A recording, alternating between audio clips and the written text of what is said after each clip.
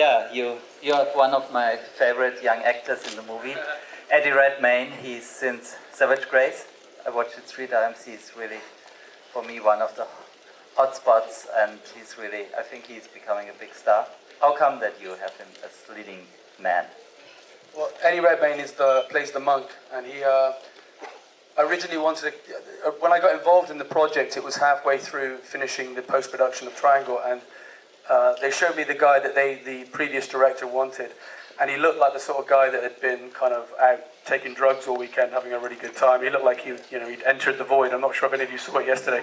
He had that kind of enter the void complexion. Great, I love it. But what I thought Eddie Redmayne had, he had this kind of Jim Caviezel kind of beauty where he looked innocent, and it looked as though he was in love with this young girl instead of just being a kind of dirty monk. I was worried there would be a dirty monk, and you don't think he was a dirty monk. So we cast him, but he was so brilliant in the sense that he was such a great technical actor that there's one scene in the movie where he finds the remains of what is, the clothes of Avril, and he's imagining that, maybe she's been killed.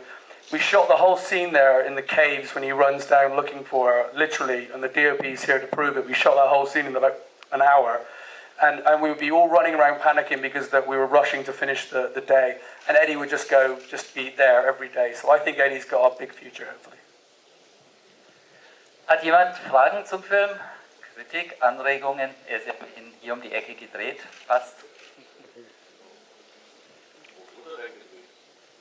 Where was it shot? So we shot the film in East, in Saxon-Anhalt and Saxony area, which was it was a great. What I love about the area is that it's very rare nowadays to be able to turn the camera on anything and not see Starbucks or McDonald's. There really isn't that, and so our production design team would be able to put a few fake bricks up, and you can turn a street into a medieval setting. And the village that you see in the film is actually real. What was great for the production designer was that the people that have this village, it was a village that goes way back to before the war, and it used to be a place where people would go for kind of, I don't know what they do there, it's kind of all Wicker Man stuff, but they hang out in this village. And when we went there, and our line producer, Udo, went up there and managed to, thank God for Udo, I love you, he managed to secure the rights to use it. The first thing that they were worried about was that we were going to put up a credit saying that this place exists here. So they said no credit. So the production designer is now walking around dying off this fact that he's built this amazing set that he never built, but he's probably going to win a BAFTA for it. So don't tell anybody. Irgendwelche Fragen zum Film? Ja?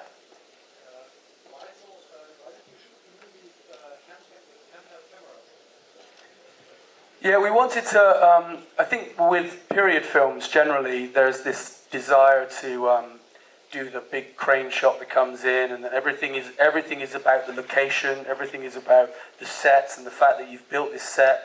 And you really feel that when you watch costume dramas, that the frame becomes very much about the world, becomes about the money that's been spent on the frame. And I think that works if you're doing a kind of Renaissance picture, kind of costume drama where everything's a bit stilted, it works. But myself and the DOP wanted to kind of create an image that would be more like captured footage, almost like war footage, that the stuff you see on the internet or the stuff you see on the news, it gives it a kind of immediacy, which I hadn't seen done, certainly in a medieval film. And there's not many medieval films, because often what happens with medieval movies is it becomes kind of Lord of the Rings, sword and sorcery stuff. As soon as you go beyond a certain period, it becomes fantasy. And because we wanted to do it so that everything in it was kind of, as we thought would be real, we wanted to give it a kind of modern kind of, footage scene. So when you see stuff in the movie like the bodies piled up, it kind of evokes modern images of genocide. Yeah, that's the reason. Yeah. One of the actors looks exactly like Klaus Kinski. He does. Well, it's a really funny thing because TiVo comes on set, and when actors get their clothes, they go into wardrobe and they all want to get their haircuts and they all want to look cool. So Sean Bean obviously is first. He goes in, and he comes out with a kind of Lord of the Rings, Boromir kind of cool cut, you know. And there's no, I can't really say anything. I thought, well, you look a bit like Boromir, but if we cut your hair short, you're still going to be Boromir, but with short hair. So just you can take the short hair. And then John Lynch, who is the guy that does the voiceover, who plays Wolfston, he's good friends with Larry Mullen from U2, and so he goes in, and we're all expecting him to come out with a Band-Aid Bono haircut, but instead he comes out with a Slade haircut, a kind of bad haircut. And it goes on like that until eventually, as we work our way down the star rating, we come to the guy who's going to be the mute guy, and he comes out with this big hair. He looks like he's in Bon Jovi, and he's a very handsome guy, and you just look too hot, you kind of look a rock star. Go and put a bad hat on him, find the worst hat, so we asked Koshin, the worst hat you can find. As soon as he puts it on, he looks like Klaus Kinski, ridiculously. So much so that please find a German filmmaker, maybe even Werner Herzog, to make a making of Aguirre Wrath of God with him. That would be a brilliant film, and he could be the star.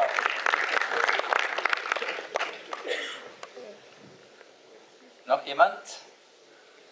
Dann frage ich einfach, we were just talking a little bit about new ideas and new projects, and one thing you would love to do would be some kind of a movie about a witchfinder.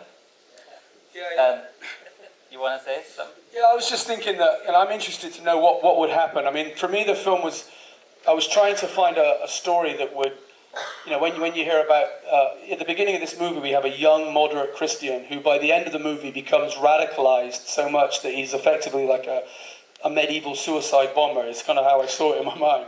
But I'd like to know what would happen now, and how would you manage to bring that character back from that dark place to maybe make a kind of a witchfinder movie, which is just literally about burning witches, and you know, but do a kind of covert ops sequel, because you usually make sequels if the film's a smash hit. So just in case it's not, we do a covert ops sequel where I get Eddie back and I do a witch burning movie. That'd be quite good fun.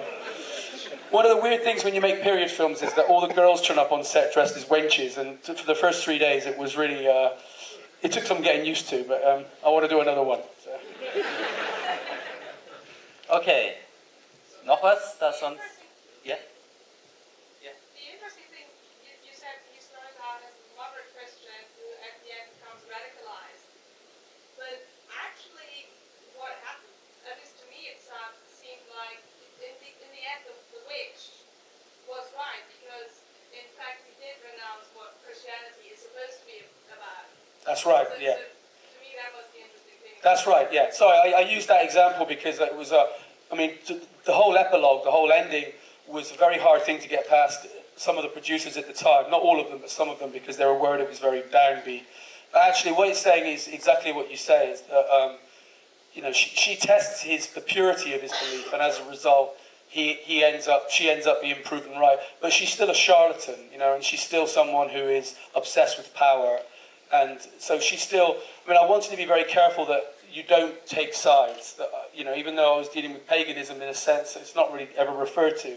But I didn't want it to be that you think, well, these guys are good and these guys are bad. So I like the fact that in the cages you start to think that the Christian Crusaders are wrong, and you're not sure which side you should be on.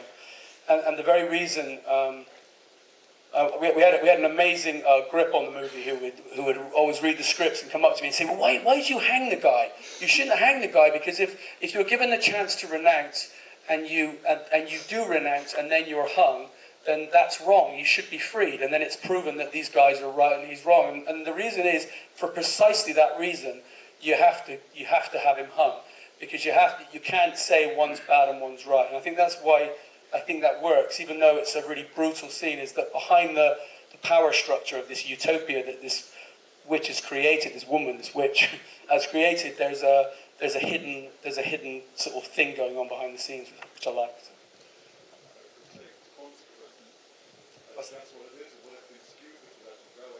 Well, of course it would, because he would have just come back and. But again, if we apply, I mean, one of the things that came out of Shooting in Order was exactly that. If you apply a modern logic to it, then of course he would just come back and free them all or whatever, and it would be a stupid decision. Nothing's more scary for me than the videos you see on the net. And someone once sent me a video of someone being killed on the net, and it literally, I had to call this guy up and say, you're a fucking asshole, don't ever send me that shit again, I don't want to see someone be killed. But one of the weird things is the scene when Sean kills the witch, and he walks off and leads her away, and he kind of does this sawing thing. I had this weird thing where I was like, I wanted to try and tell Sean Bean that what I really want you to do is kill them in that kind of way that you see on the video. It's really horrible. So I went up to Sean, I said, I want you to do this kind of sawing motion, I'll really get into it, Sean. And Sean Bean's looking at me, he goes, what, like one of them suicide videos, like, in this post? And I'm like, yeah, like that. But what happens in the next scene is, he looks like a barbaric maniac, and then in the next scene he explains why he did it. And I like the fact that I kind of feel like you sort of go, yeah, that makes sense. It doesn't make sense, but it kind of makes sense of why he did it. And, you know, it's to try and get into the mind of what the characters felt at the time. And that's what we tried to do, I think, in the film. Thank you very much. And you promise your next film will premiere here? Absolutely. Yeah? I'll just say one thing I'd like to say while I'm here is that I'm glad you mentioned the look. Sebastian, I think, did an amazing job. I love the look of this film. Thank you very much to you and all your camera department. And thank you all for coming. I really appreciate it, and lovely to share this film with you. Thanks very much.